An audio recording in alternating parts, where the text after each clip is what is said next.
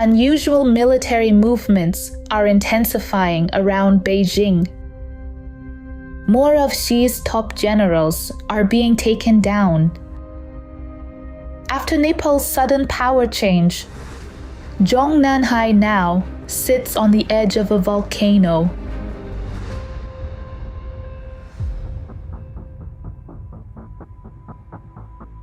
Welcome back to Final War with Katherine Hu. Today, we turn to Beijing's latest move since the September 3rd military parade. The shadow struggle inside Zhongnanhai is far from over. What we see includes not only unusual military maneuvers, but also civilian tragedies, and even weather so strange it feels apocalyptic. And now, with Nepal's political crisis erupting next door, Beijing's leadership feels the very real danger of sitting on the rim of a volcano. Let's begin with the military movements. What kind of political crisis might be hiding behind them?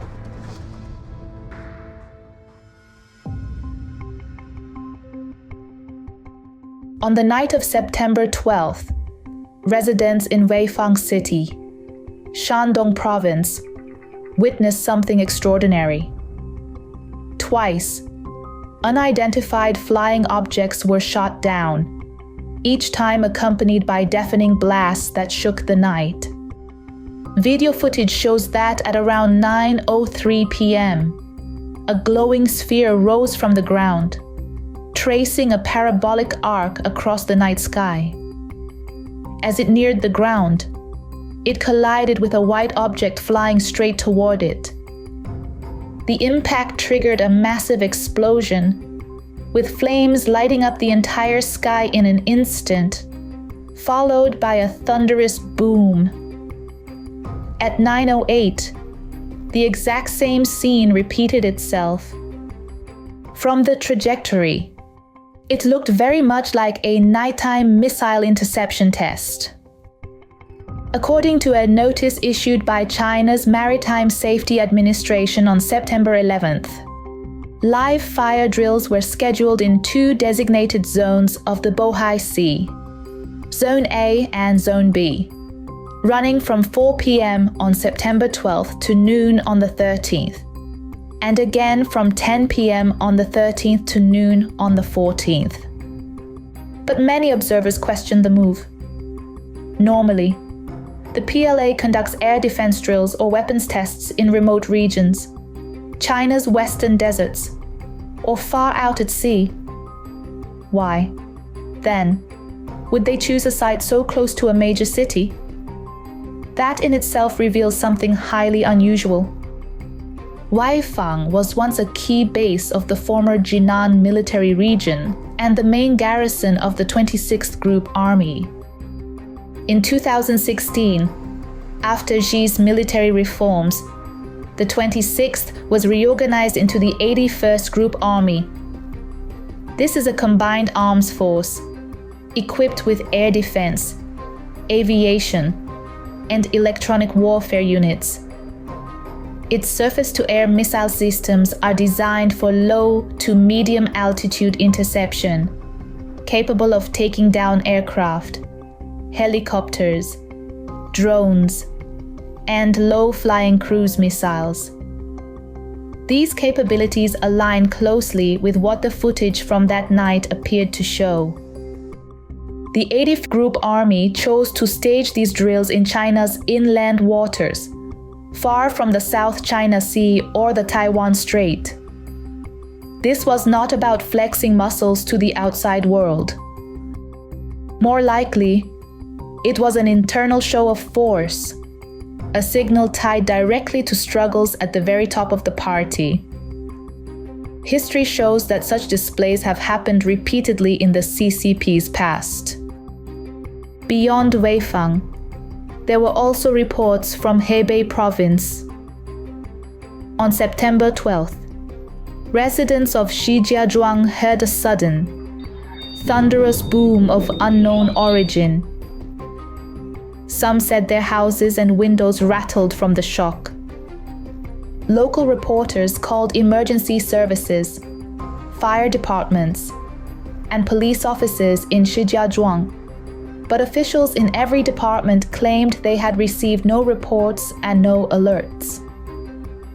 That very same day, September 12th, large numbers of tanks and armored vehicles were also seen on the streets of Tangshan City, Hebei Province. These anomalies have led some to suspect that the thunderous blast in Shijiazhuang may have been the result of clashes between rival military factions. Placed under the magnifying glass of the CCP's political ecosystem, the shadow of high-level infighting looms even larger.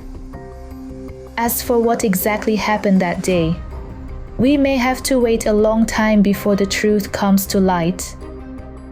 It's important to remember that Shijiazhuang is home to the headquarters of the Central Theater Command. This command surrounds Beijing with some 600,000 troops. And yet, its top post, the commander's seat, remains vacant. Even as these unusual maneuvers erupted around the capital, another blow hit the military. A fresh wave of senior generals tied to Xi were taken down.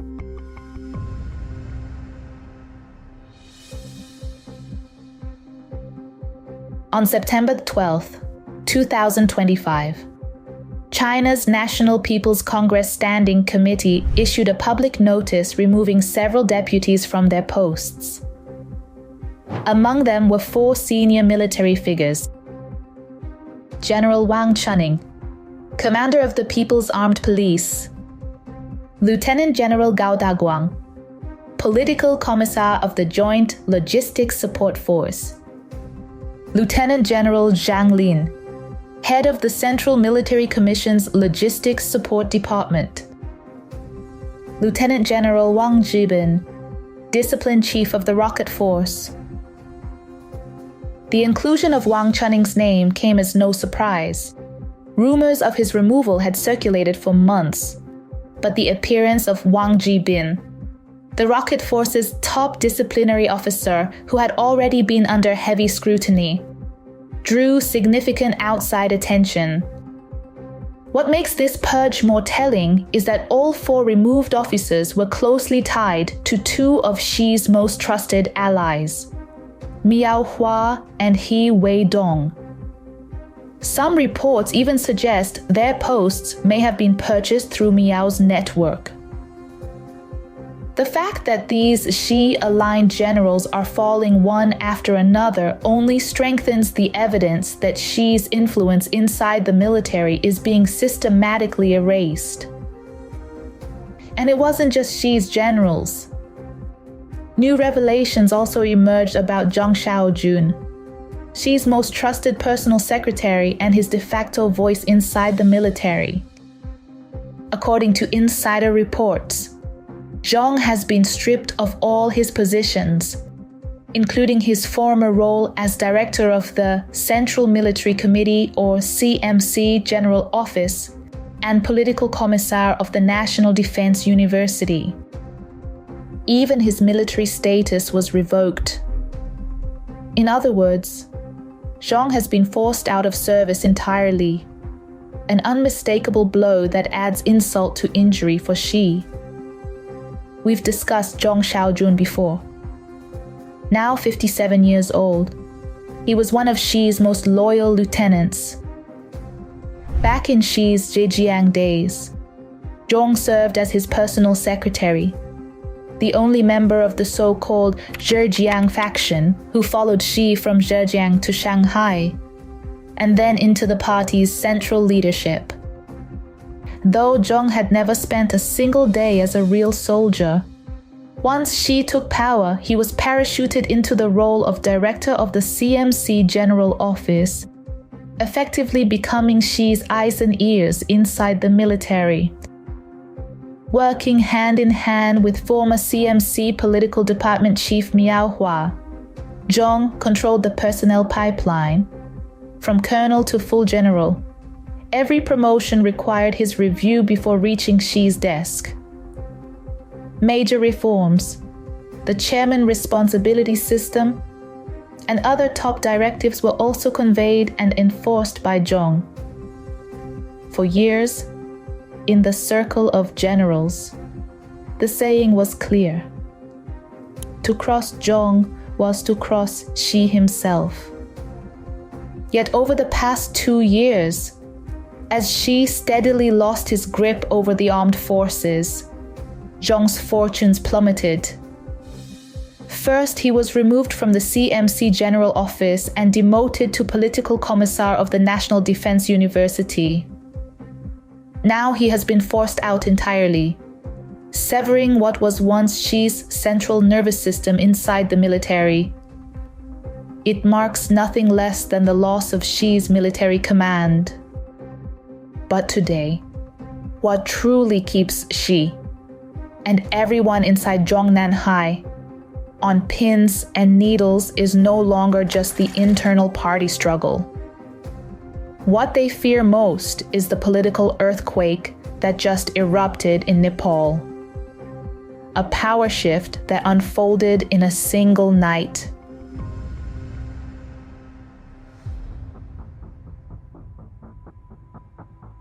On September 3rd, Nepal's Prime Minister KP Oli attended Beijing's grand military parade, showering Xi Jinping with flattery. Yet only days later, back in Kathmandu, Oli tried to copy Beijing's playbook. On September 5th, his government imposed a sweeping social media ban, claiming certain platforms had failed to comply with local regulations. Facebook, YouTube, and X were all abruptly blocked. The result was explosive. Crowds of young people surged into the streets in protest. Demonstrators set fire to the parliament building, demanding not only that the social media ban be lifted, but also that corruption be rooted out. The ban was lifted late on the night of September 8th after protests erupted. But public anger did not subside. On September 9th, demonstrations exploded across Kathmandu. Protesters torched Prime Minister Oli's private residence, attacked government offices, party headquarters, and properties linked to other political leaders.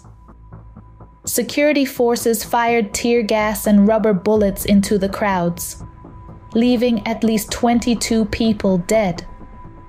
What began as unrest over censorship soon escalated into a broad challenge to the ruling system, spreading to other cities. Videos showed demonstrators surrounding the party's central offices. One protester climbed a flagpole, pulled down the party flag, and tossed it to the crowd below, triggering loud cheers. At last, under pressure from the protesters, Prime Minister Oli, a hardliner who had spent decades in the communist movement, announced his resignation on September 9th. Videos captured the moment Oli and several senior officials boarded a helicopter, fleeing to Kathmandu's international airport in an attempt to escape. Protesters tried to block the aircraft from taking off. The officials' whereabouts remain unknown. Those who failed to flee met grim fates. Some were captured alive, others chased down and beaten, and some cornered and assaulted in their own homes. Former party chief, deputy prime minister, and finance minister Bishnu Paudel was chased by demonstrators, forced toward a river bank, and assaulted. In the end, Nepal's government formally stepped down. Justice Sushila Kaki was sworn in as the country's first female prime minister, announcing that new elections would be held on March 5th of next year. In Kathmandu, the atmosphere quickly turned calm. Markets reopened, traffic resumed, and families once again began visiting temples for worship. News of Nepal's sudden power shift sent shockwaves through China, quickly trending on social media. For Beijing, the fall was particularly alarming. Nepal had been ruled by a coalition led by communism. Its sudden change delivered a heavy blow to Zhongnanhai's sense of security. According to the Wall Street Journal, protesters saw the social media ban as merely the spark. The real explosion came from years of pent-up anger. Ordinary citizens widely believed that the political elite was corrupt and incapable of managing the economy. With few jobs at home, vast numbers of Nepalis were forced to seek work abroad. A sudden event may have triggered the upheaval of Nepal's ruling system, but what seemed accidental was, in fact, inevitable. The mass unrest erupted only after the government imposed its social media ban, yet its roots ran far deeper: corruption, social injustice, and long-festering grievances. In other words, the seeds of turmoil had already been planted. It only took time for them to accumulate, and a single spark to set them off. Pro-CCP leader and Prime Minister K.P. Oli spent years copying Beijing's homework. Politically, he relied on repression and deception. Economically, he governed for the benefit of the elite while neglecting the hardships of ordinary people. The result was rampant official corruption, extreme social polarization, soaring youth unemployment, and a hopeless future for those at the bottom. The contradictions piled up, deeper and heavier with each passing year. Nepal's sudden power shift shows that many governments which appear stable on the surface are in fact sitting on the rim of a volcano, waiting for the spark that will set off an eruption. The more they block and suppress, the more danger they invite. One day may look like business as usual, the next can bring a sudden upheaval. Prime Minister Oli of Nepal, Assad of Syria before him, and the dictators who still ride on the backs of their people today, all are destined to meet the same fate. Back in Eastern Europe, sudden transitions and the Soviet Union's dissolution happened almost overnight. Beijing's rule may look solid on the surface, but in reality, it is perched on a volcano. Domestic contradictions are piling up. The gulf between rich and poor, the deepening rift between officials and citizens, and the escalating confrontation between China and the United States. The government has lost the ability to resolve these overlapping crises. At any moment, another Zhang incident could trigger nationwide protests and demonstrations, shaking the regime to its core. The winds are rising, and just as water can carry a boat, it can also overturn it. The age of turbulence has truly begun. Get the real story behind the CCP's shifting power games and see where US-China relations are headed next. Support the vision of a new China without communism. Subscribe now and join us in bringing the truth to light.